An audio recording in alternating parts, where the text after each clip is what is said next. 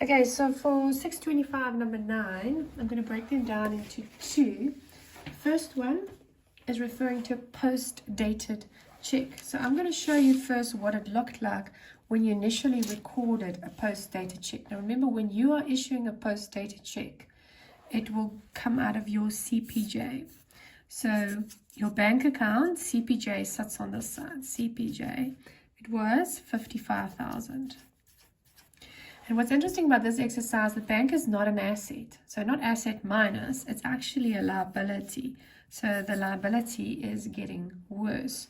And then on the other side, what you would have done is your creditors control, which is also a liability, would have decreased by 55 because it's like you've paid that person.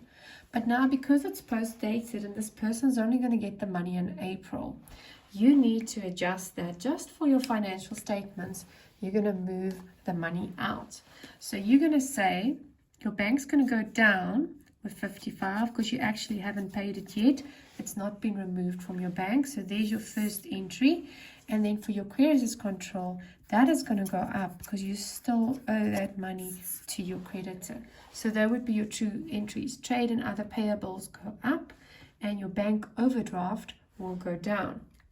If you look at the second part, they're referring to an outstanding deposit.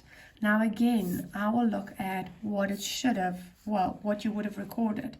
This would have been a CRJ entry. So your bank account would have been on this side. You would have received money. It is 70,000. So you thought, yay, my bank's looking better. I got money. And then they don't say what the money was for. Well, let's just say it was for an income. And that would have been 70,000 increase for your owner's equity. But now how do we, for the end of the year, fix this knowing that this money has disappeared? You put the money back into your bank as a liability, making this like equal, but at the end of the day the liability is looking worse because you did not receive that money.